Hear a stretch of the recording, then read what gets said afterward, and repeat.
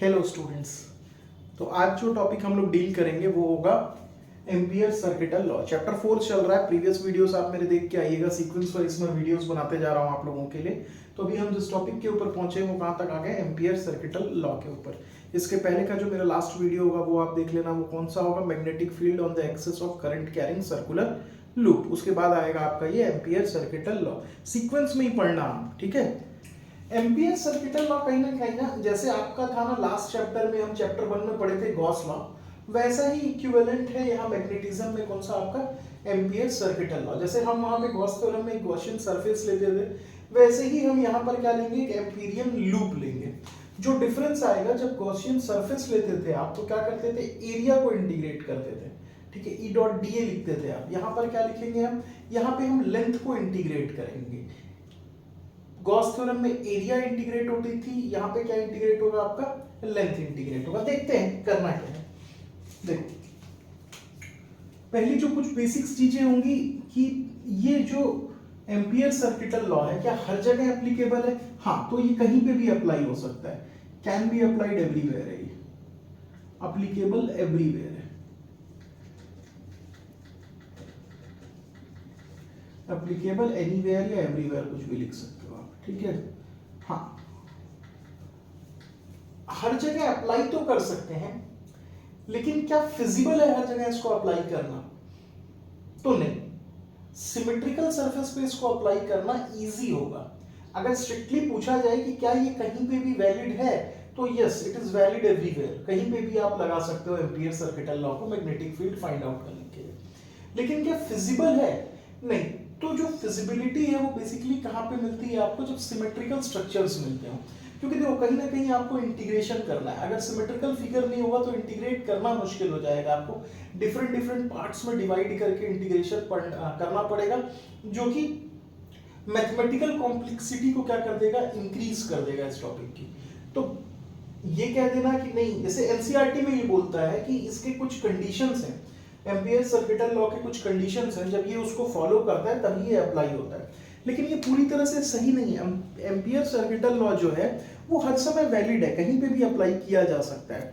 हाँ, जो कंडीशंस दिए हुए हैं एनसीईआरटी में, जो कंडीशंस दिए हुए हैं, अगर उनको ध्यान में रखते हुए आप अप्लाई करोगे तो इजी होगा सॉल्व करना, ठीक है। हम मोस्टली उन्हीं कंडीशंस पे ही अप्लाई करते हैं, क्योंकि वहां पे अप्लाई करना इजी होता है। नहीं तो चाहे तो कहीं पे भी अप्लाई कर सकते हैं इसको। अब देखो करना क्या है। मान लो कि यहां पे कोई करंट है, सपोज करो करंट जो है आपकी वो अंदर की तरफ जा रही है, ठीक है। और इस करंट के कारण से आपको पॉइंट पी पे क्या निकालना है, मैग्नेटिक फील्ड निकालना है। करंट कैसी है आपकी, इनवर्ड्स जा रही है, उसके कारण से आपको क्या निकालना है, पॉइंट पी पे मैग्नेटिक फील्ड निकालना है। तो करना क्या है, आपको एक लूप बनाना है पॉइंट पी से होता हुआ। पॉइंट पी को कट करता हुआ क्या बनाएंगे आप, एक लूप बनाएंगे। एक लूप बनाएंगे जो कि पॉइंट पी को क्या कर रहा होगा, कट कर रहा होगा। और ये करंट जो है ये कहाँ लाई कर रहा है, इस लूप के इनसाइड में लाई कर रहा है। ये लूप सिर्फ किन करंट्स को लेता है, जो कि इसके अंदर लाई करते हैं, ठीक।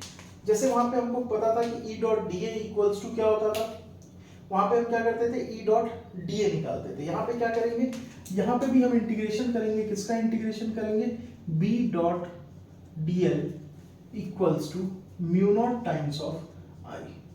Closed integral B dot D L equals to mu naught times of I. जहां पे ये कैसा इंटीग्रल होगा, ये लाइन इंटीग्रल होगा। कैसा इंटीग्रल होगा, लाइन इंटीग्रल। वहां कैसा इंटीग्रल होता था, सरफेस इंटीग्रल होता था। कैसा होता था, सरफेस इंटीग्रल होता था।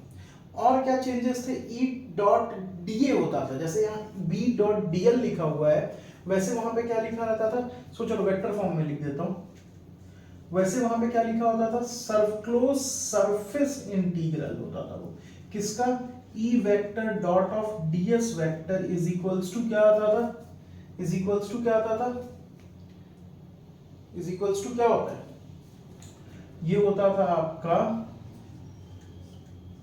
Q by epsilon not, Q by epsilon not, आपका Q बाई एप्सिलॉन नॉट। देखो चीजें कैसे कंपेयर करनी है हमको। पहली जो चीज डिफरेंट है, ये कैसा है आपका, ये लाइन इंटीग्रल है, और ये कैसा है आपका, सरफेस इंटीग्रल था। दूसरा, यहाँ पे जो Q होता था, अगर आपको याद हो तो ये क्या था, net charge enclosed within the surface, ये वाला था। वैसे ही ये I कौन सा होगा, net current enclosed within the loop, ठीक है। तो दो चीजें ध्यान रखना कि ये लाइन इंटीग्रल होता है, ये सरफेस इंटीग्रल होता है, ये net charge enclosed within the surface को डिनोट करता है, और ये net current enclosed within the loop को डिनोट करता है। और एक चीज जो जिसकी अंडरस्टैंडिंग काफी इंपॉर्टेंट है आपकी, अब देखो यहाँ पे जो B लिखा हुआ है या यहाँ पे जो E लिखा हुआ है, ठीक है, ये देखो B और E जो है, पहले आप E को ही देख लो। तो जो इलेक्ट्रिक फील्ड होती है, ये जो इलेक्ट्रिक फील्ड है, इलेक्ट्रिक फील्ड, इसके बारे में जो इंपॉर्टेंट पॉइंट आपको पता होना चाहिए, इट कैन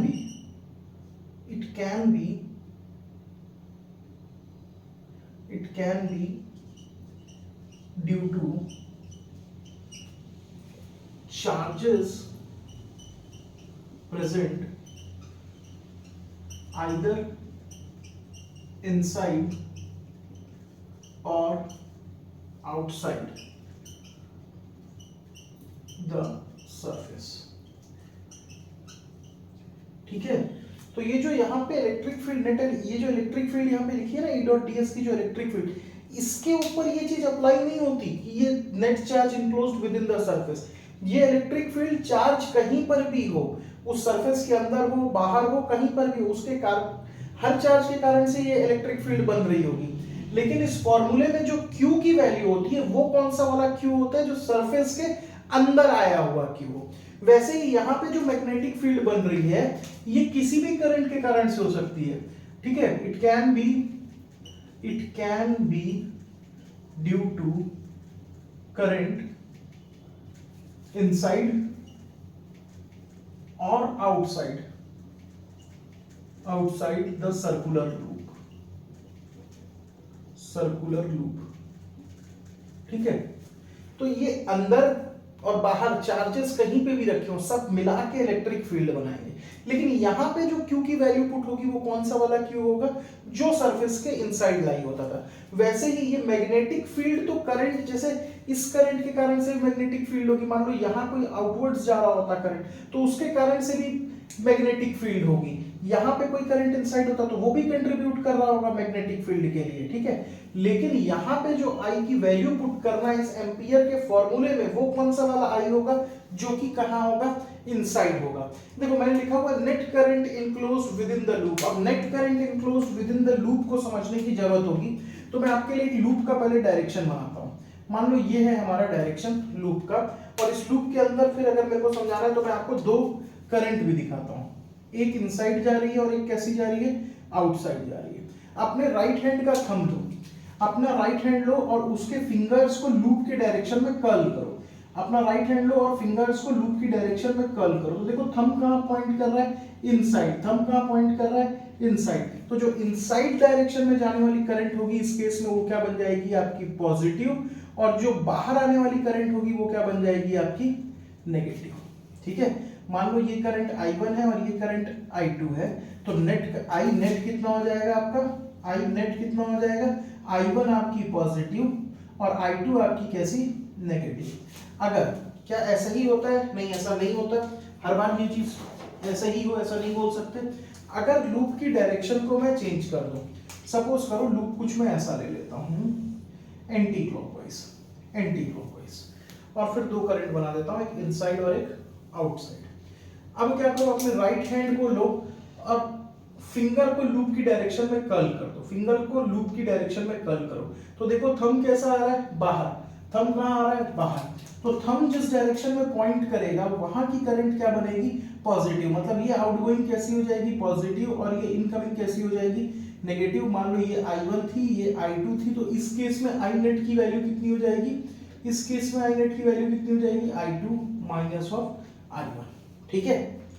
तो ये तरीका है आपका I नेट निकालने का, ठीक। अब देखते हैं आगे बढ़ते हुए इसके बारे में और चीजें देखते हैं। यहीं से बता देता हूं।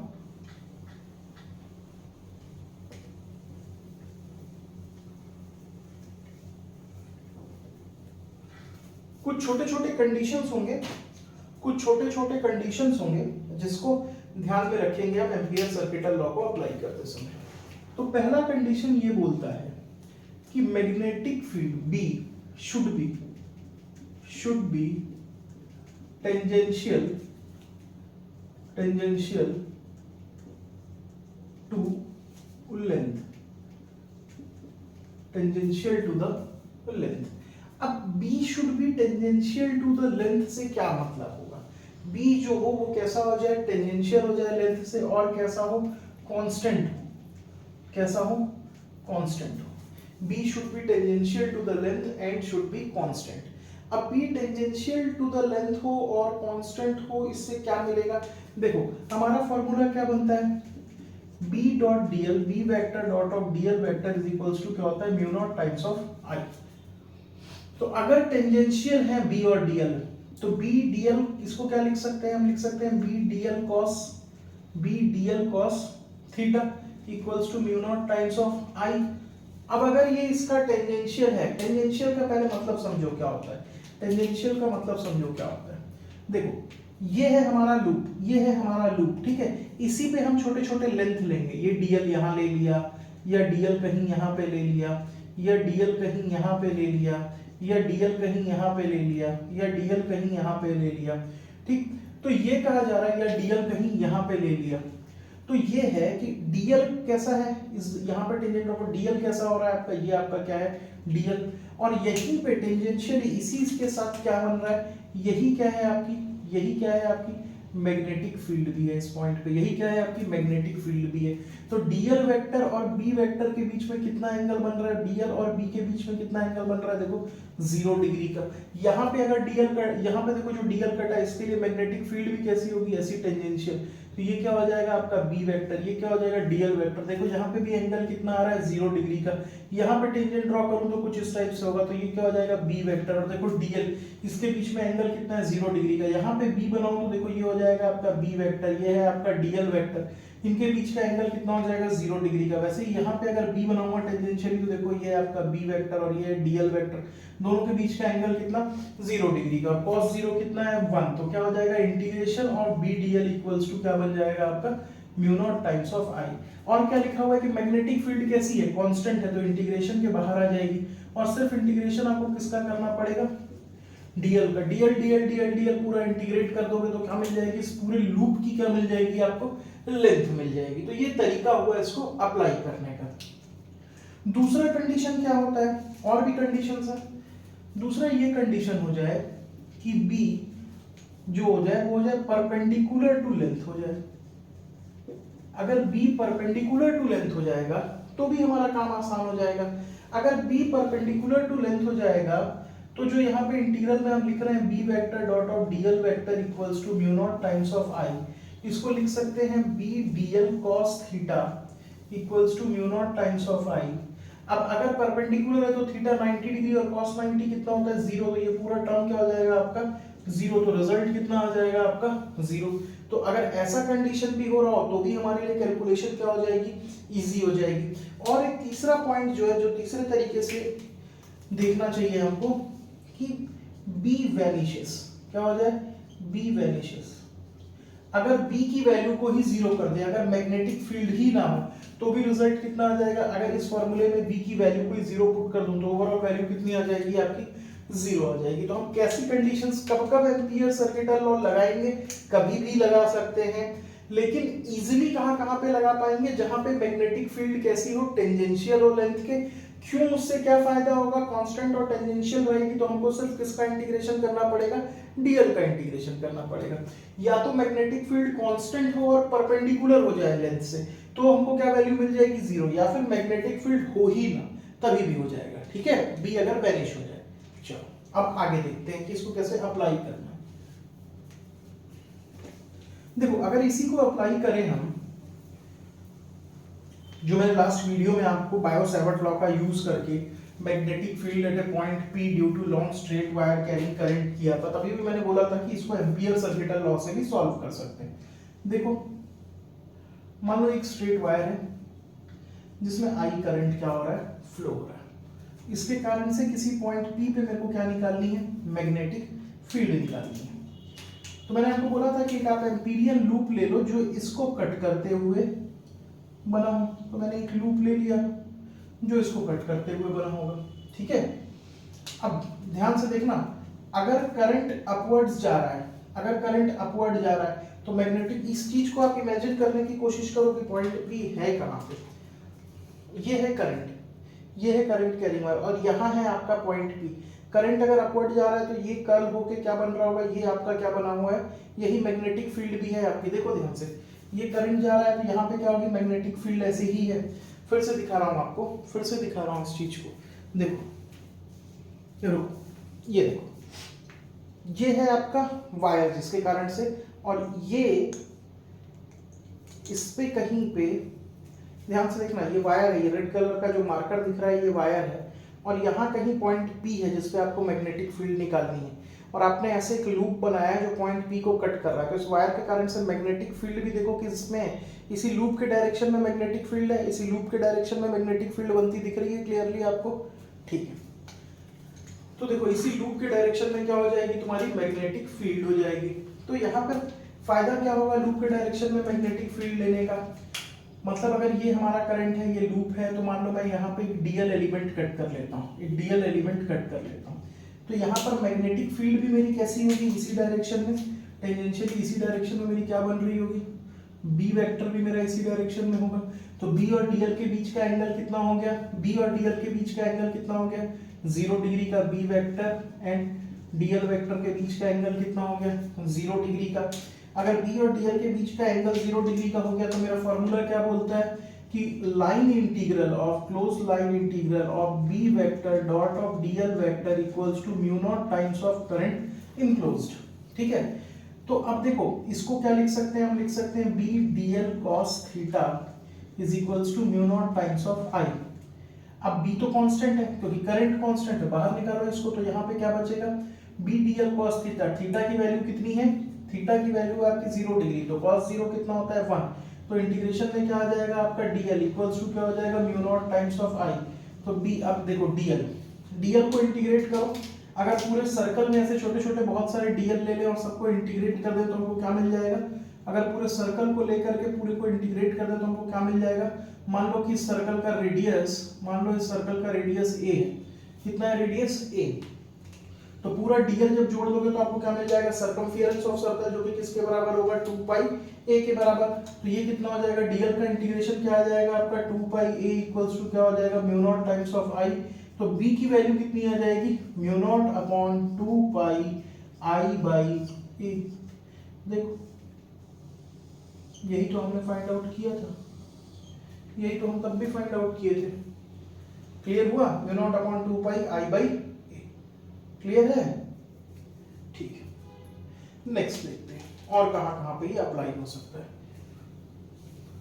अगर मान लो हमको कभी मैग्नेटिक फील्ड फाइंड आउट करनी पड़ती है due to a hollow cylindrical wire carrying current, magnetic field at a point P due to a hollow cylindrical wire carrying current. मान लो देखो अगर वायर हॉलो है तो कैसा सिलेंड्रिकल वायर बनाता हूं, ये हो गया आपका एक सिलेंड्रिकल वायर, ठीक। मान लो ये जो रेडियस है आपकी, कुछ ले लेते हैं इसकी वैल्यू को कैपिटल R। अब आपसे कह रहा है कि जो वायर का आउटर सरफेस है, ये हॉलो सिलेंडर है, तो जो करंट है वो पूरा कहाँ है, इसके आउटर सरफेस पे है। इसके कारण से एक आपको आउटसाइड द सरफेस पे मैग्नेटिक फील्ड निकालनी है और एक कहाँ पे निकालनी है, इनसाइड द सरफेस पे मैग्नेटिक फील्ड निकालनी है। तो पहले इनसाइड देखते हैं फिर आउटसाइड देखेंगे। इनसाइड में अगर इस पॉइंट पे मैग्नेटिक फील्ड निकालनी है तो क्या करो, यहाँ से आप एक एम्पीरियन लूप लो जो इसको क्या कर रहा हो, कट करता हुआ जा रहा हो। अब फॉर्मूला लिखो तो क्या होता है, closed integral close line integral B vector dot of DL vector is equals to क्या हो जाएगा, mu naught times of I. ध्यान से मैंने आपको पहले ही कहा कि जो करंट आई है, जो करंट आई है वो सिर्फ कहाँ पर मिलेगा आपको, इसके सरफेस पे मिलेगा, हॉलो है, बीच में कोई करंट फ्लो नहीं कर रहा है। और यहाँ पे जो आई आता था ये कौन सा आता था, net current enclosed, net current enclosed in loop. तो देखो आपका लूप तो अंदर है और करंट कहाँ है, बाहर है, तो नेट करंट कितना इंक्लोज्ड हुआ लूप के अंदर, जीरो। तो यहाँ पे मैग्नेटिक फील्ड कितनी आ जाएगी, यहाँ पे आपकी वैल्यू कितनी आ जाएगी, बी की जीरो। मैग्नेटिक फील्ड कितनी आ जाएगी, जीरो, क्योंकि ये वैल्यू क्या हो जाएगी आपकी जीरो, तो ये पूरा टर्म क्या हो जाएगा, जीरो। तो मैग्नेटिक फील्ड कितनी आ जाएगी आपकी, जीरो। अब अगर आउटसाइड की बात करें, यहाँ पे लिख देता हूँ, तो बी इनसाइड कितना आया हमारा, बी इनसाइड कितना आ गया हमारा, जीरो आ गया। अब अगर देखें आउटसाइड के लिए, अगर आउटसाइड के लिए देखा जाए तो इस फॉर्मूले में क्या चेंज करना पड़ेगा, पहले तो एम्पीरियन लूप दूसरा लेना पड़ेगा।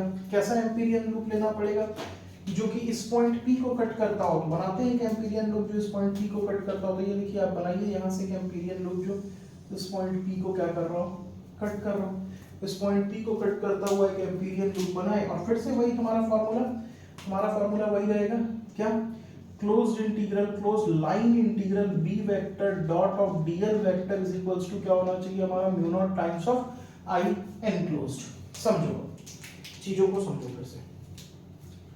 ये देखो ये मार्कर सिलिंड्रिकल है, ठीक है, तो ये है सिलिंड्रिकल वायर जिसमें करंट फ्लो कर रहा है इसके आउटर सरफेस।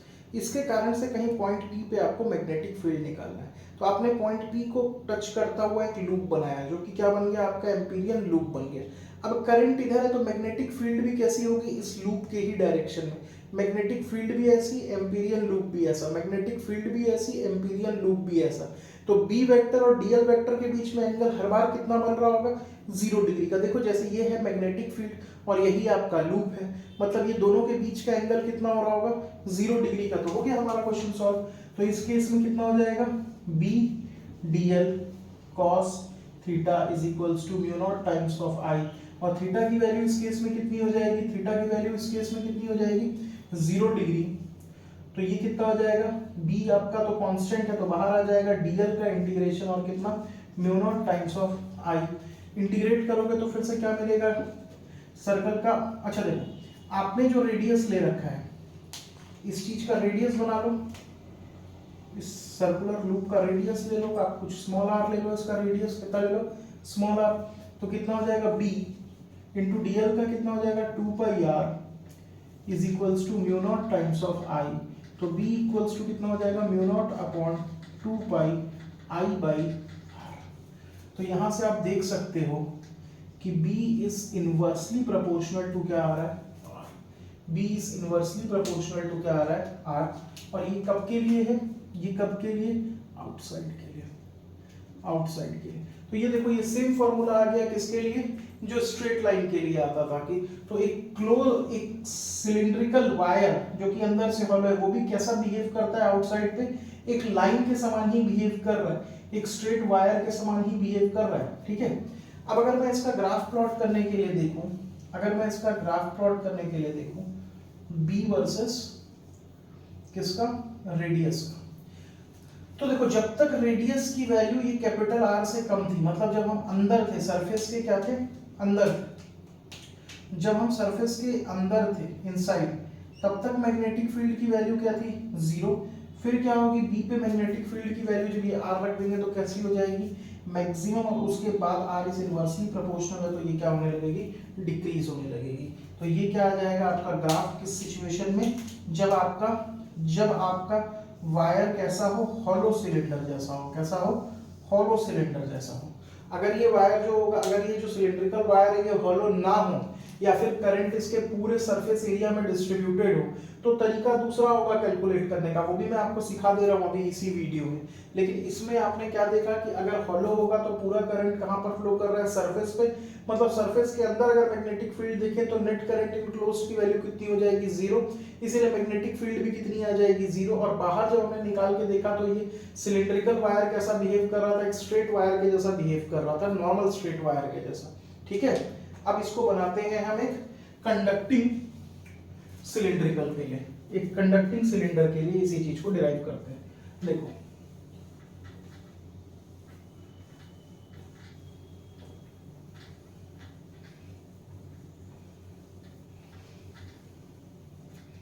ये मैं पूरा ही मिटा देता हूँ।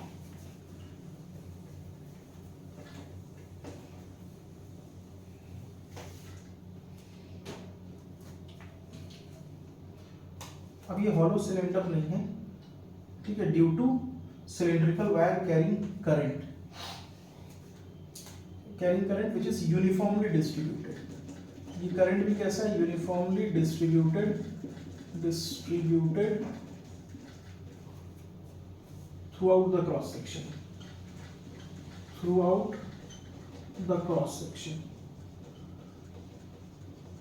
पूरे क्रॉस सेक्शन में यूनिफॉर्मली डिस्ट्रीब्यूटेड होगा। तो अब देखो क्या होगा, मान लो ये हमारा सिलेंडर है,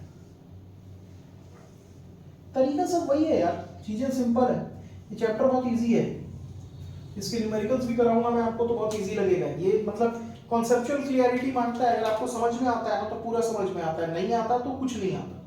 ये क्लास 12 ऐसा है यार कि पहले से फर्स्ट से लेके 7th चैप्टर तक की कहानी यही है, कोई ये नहीं बोल सकता कि मेरे को थोड़ा आता है, आइदर आता है आइदर नहीं आता, ये एकदम सीक्वेंस में बना हुआ है। आप इस चैप्टर को भी पढ़ के देखोगे तो बेसिक एक ही फॉर्मूला यूज हो रहा है, बी का जो बेवल-सेवर्ट्स लॉ था ना, dB equals to mu naught upon 4 pi I DL sin theta upon r square, अब तक हम उस फॉर्मूले से डेविएट हुए ही नहीं है। हाँ, जब फोर्स में जाएंगे और लॉरेंस फोर्स की बात करेंगे तो थोड़ा सा एक नया फॉर्मूला आएगा आपके लिए, आप दो फॉर्मूले को पकड़ के चलो, सारे डेरिवेशंस बड़े आराम से हो जाएंगे। ठीक, देखो अब इसके अंदर, अब इसके सरफेस पे फ्लो नहीं कर रहा है, हर जगह पे करंट है, ऐसे बना लो, हर जगह पे करंट है, इसके सरफेस पे तो है, हर जगह पे करंट फ्लो कर रहा है। मान लो टोटल करंट जो इसमें फ्लो कर रहा है वो कितना करंट फ्लो कर रहा है, आई करंट फ्लो कर रहा है। ठीक, और इसकी जो, मान लो इसका जो रेडियस है वो कितना है, आर, कितना है, आर। कुछ बेसिक चीजें हैं जो हम पहले निकाल लेते हैं, उसके बाद डिराइव करने जाएंगे। ठीक है, तो देखो आपने एक टर्म सुना होगा जे, जे इक्वल्स टू क्या होता है, आई बाई ए। जे किसको बोलते हैं, करंट डेंसिटी को, करंट पर यूनिट एरिया। तो टोटल करंट कितना फ्लो कर रहा है, आई, और कितनी एरिया में फ्लो कर रहा है, पाई आर स्क्वायर एरिया में फ्लो कर रहा है। ठीक है, टोटल करंट कितना फ्लो कर रहा है, तो यहां से आई की वैल्यू कितनी दिख रही है आपको, J into pi R square. ठीक है, या फिर ऐसे समझो, यूनिटरी मेथड से समझो, अगर पाई आर स्क्वायर एरिया में आई करंट फ्लो करता है तो यूनिट एरिया में कितना करंट फ्लो करेगा, I upon pi R square. ठीक है, तो 3 एरिया में, सपोज करो कि मैं निकालना चाहता हूं किसी 3 यूनिट ऑफ एरिया में कितना करंट फ्लो करेगा, I into pi R square into 3। 4 units में कितना फ्लो करेगा, I upon pi R square into 4। ऐसे ही निकालोगे। ठीक, तो इस चीज को ध्यान पे रखना, अभी सॉल्व करना सिखाता हूं मैं आपको। पहले सॉल्व कर लेते हैं जो कठिन वाला पार्ट होगा, कि किसी पॉइंट पी पे अंदर आपको मैग्नेटिक फील्ड निकालनी है। ये रहा आपका पॉइंट पी जहां पे आपको मैग्नेटिक फील्ड निकालनी है। तो इसके लिए क्या करो, पहले एक एम्पेरियन लूप बना लो जो कि इस पॉइंट पी को कट करता हो। मान लो इस एम्पेरियन लूप का रेडियस कितना है, मान लो इस एम्पेरियन लूप का रेडियस कितना है, कुछ आर, कितना है, कुछ आर। ठीक है, देखते हो, कुछ आर है। अब तो इसका एरिया कितना हो जाएगा, इस लूप का एरिया कितना हो जाएगा, पाई आर स्क्वायर। कितना एरिया हो जाएगा, पाई आर स्क्वायर। अब देखो फॉर्मूला वही लगना है बच्चे, फॉर्मूला क्या लगना है, closed integral, close line integral B vector dot of DL vector equals to कितना, mu naught times of I. अब यहाँ पे देखो इसके अंदर जो करंट फ्लो कर रहे होंगे, समझाता हूँ, आराम से समझाता हूँ। ये 3 करंट फ्लो कर रहे हैं, 3 एक ही डायरेक्शन में, और इसके कारण से किसी पॉइंट पी पे मैग्नेटिक फील्ड निकालनी। तो इसके कारण से भी मैग्नेटिक फील्ड इधर, इसके कारण से भी मैग्नेटिक फील्ड इधर, इसके कारण से भी मैग्नेटिक फील्ड इधर, और लूप की डायरेक्शन भी यही और लूप भी यही। तो फिर से मैग्नेटिक फील्ड और लूप के बीच में कितना एंगल बन रहा होगा, 0 डिग्री का। ठीक है, तो यहाँ पे अगर मैं इसको सॉल्व करूँ तो कितना हो जाएगा, B D L cos theta equals to mu naught times of I enclosed. ध्यान देना, ये वाला टर्म इंपॉर्टेंट है यहाँ। तो B D L cos theta, theta कितना हो गया, 0 डिग्री, कॉस 0 1, तो कितना हो जाएगा, B D L is equals to mu naught times of I enclosed. ध्यान देते रहना, बी आपका कांस्टेंट है, बाहर आया। डीएल का इंटीग्रेशन इस बार कितना हो जाएगा, इस बार डीएल का इंटीग्रेशन कितना हो जाएगा, देखो डीएल डीएल डीएल करोगे तो dl dl dl dl dl तो सर्कमफेरेंस छोटे वाले की कितनी 2 pi r equals to mu naught times of i enclosed, mu naught times of i enclosed. ध्यान से देखो ऊपर लिख रहा हूँ, तो b into 2 pi r is equals to mu naught times of i enclosed. अब देखो यहाँ के लिए मैं ये सिखा रहा था, पूरे पाई r में कितना करंट था, पाई r स्क्वायर में कितना करंट था i, तो एक यूनिट में कितना करंट है i upon pi r square, तो 3 यूनिट में कितना करंट है i upon pi r square into 3, तो 4 यूनिट में कितना करंट है i into pi r square into 4, तो पाई स्मॉल r स्क्वायर में कितना करंट होगा, पाई स्मॉल r स्क्वायर में कितना करंट होगा, तो ये हो जाएगा आपका कितना b इज इक्वल्स b, देखो मैं लिख रहा हूँ शायद आप समझ जाओ, b into 2 pi r is equals to, पहले इसको कंप्लीट कर दूं, mu naught into I enclosed की जगह मैं लिख रहा हूँ टोटल करंट कितना है, यूनिट एरिया में करंट कितना फ्लो कर रहा है आई इंटू पाई आर स्क्वायर, और हमको कितनी एरिया में चाहिए पाई स्मॉल आर स्क्वायर में, तो ये पाई इस पाई को मार देगा, तो कितना बन गया b into 2 pi r is equals to mu naught times I small R square upon capital R square. अब इसको यहाँ ले आओ, तो b इक्वल्स टू कितना हो जाएगा mu naught upon 2 pi I small R square divided by R into capital R square, तो यहाँ से ये इससे क्या हो जाएगा मर जाएगा, तो देखो b is equals to mu naught upon 2 pi I R divided by R square दिख रहा होगा, और अगर ध्यान से यहाँ से भी एक चीज निकालने की कोशिश करोगे तो आपको दिख रहा होगा कि b इज प्रोपोर्शनल टू क्या दिख रहा होगा r, b is proportional to क्या दिख रहा है r, ठीक है। अब अगर यहीं पे आउटसाइड निकालना हो, कहाँ पे आउटसाइड में निकालना हो, तो आउटसाइड तो निकालना हम आपको समझ में आ गया होगा, इजी है आपके लिए आउटसाइड निकालना, तो आउटसाइड पे क्या करो, यहाँ कहीं पे एक पॉइंट P ले लो और इसको लेते हुए क्या बना लो, एक गॉसियन सॉरी एम्पीरियन लूप बना लो, और इसका भी रेडियस, चलो इसका रेडियस क्या है, आपकी ये वाला बाहर वाला रेडियस को मैं क्या ले रहा हूँ स्मॉल r ले रहा हूँ, बाहर वाले रेडियस को मैं क्या ले लेता हूँ स्मॉल r ले लेता हूँ, ठीक है। तो फिर वही चीज closed line integral b vector dot of dl vector equals to mu naught times of i, अभी फिर से समझाने की जरूरत नहीं है, आप जानते होंगे कि b वेक्टर और dl वेक्टर के बीच का एंगल 0 डिग्री बन रहा होगा, cos 0 1 होता है, b बाहर आएगा, dl का इंटीग्रेशन कितना हो जाएगा 2 पाई r, और ये कितना हो जाएगा mu naught times i enclosed, इस बार तो पूरे सरफेस में पूरा का पूरा i ही इनक्लोज्ड हो रहा है, तो b इक्वल्स टू कितना आ जाएगा mu naught upon 2 pi i by r, कितना हो जाएगा mu naught upon 2 pi i by r। फिर से आप देखोगे कि ये प्रीवियसली जो बाहर में करंट आ रहा था उसी के बराबर है, या तो आप कह सकते हो कि जो लॉन्ग स्ट्रेट वायर के कारण से जो मैग्नेटिक फील्ड आती थी किसी पॉइंट P पे, ये उसी के बराबर हो रहा है, ठीक है। तो अगर आप इसके लिए कोई ग्राफ ड्रॉ करने आपको बोल दे, अगर इसके लिए हमसे कोई ग्राफ ड्रॉ करवा ले तो कैसे ड्रॉ कर सकते हैं, देखते रहो बेटा, जनरलाइज फॉर्म में पढ़ने की आदत डाल लो, सेलेक्टिव चीजें नहीं पढ़ना चाहिए, भले सिलेबस में हो ना हो, बुक में जितनी चीज दी हुई है ना सब पढ़ने के लिए दी हुई है और मन से पढ़ना चाहिए, आप सीख रहे हो चीजों को, कोई चीज कठिन है इसका मतलब ये नहीं कि वो छोड़ दी जाए, कोई चीज कठिन है इसका कतई मतलब नहीं होता कि उसको हम पढ़ें ही ना, ठीक है। देखो जब तक हम इनसाइड थे तो b क्या था प्रोपोर्शनल था किससे स्मॉल r से, तो देखो ये सॉरी, तो देखो ये कैसी बनेगी, ये बन गया, और उसके बाद देखो कैसा है इनवर्सली प्रोपोर्शनल है, तो क्या होगा धीरे धीरे डिक्रीज हो जाएगा, तो ये क्या बना आपका ग्राफ बन गया, कब जब पूरा सिलेंडर करंट कैरी कर रहा हो, ठीक है। जैसे आपका वो उसके लिए था ना स्फेरिकल शेल के लिए था, एक बार शेल आपका हॉलो होता था और एक बार शेल कैसा होता था कंडक्टिंग होता था, जिसमें हर पार्ट में करंट फ्लो है, जिसमें हर पार्ट में चार्जेस होते थे, तो वैसे ही एक बार ये जो सिलेंडर था आपका कैसा था हॉलो था, जिसमें सिर्फ सरफेस पे ही चार्ज थे या सरफेस पे ही करंट था, और दूसरी बार जो हमने लिया ये कैसा है कि पूरे क्रॉस सेक्शनल एरिया में करंट फ्लो कर रहा है। तो मेरे को लगता है कि इस वीडियो को देखने के बाद आपको थोड़ी तो क्लियरिटी आई होगी टॉपिक के ऊपर। अगर आप चाहते हो कि मैं इसमें कोई और पर्टिकुलर क्वेश्चन या कोई केस डिस्कस करूं तो प्लीज कमेंट सेक्शन में लिख देना, ठीक है। Thank you.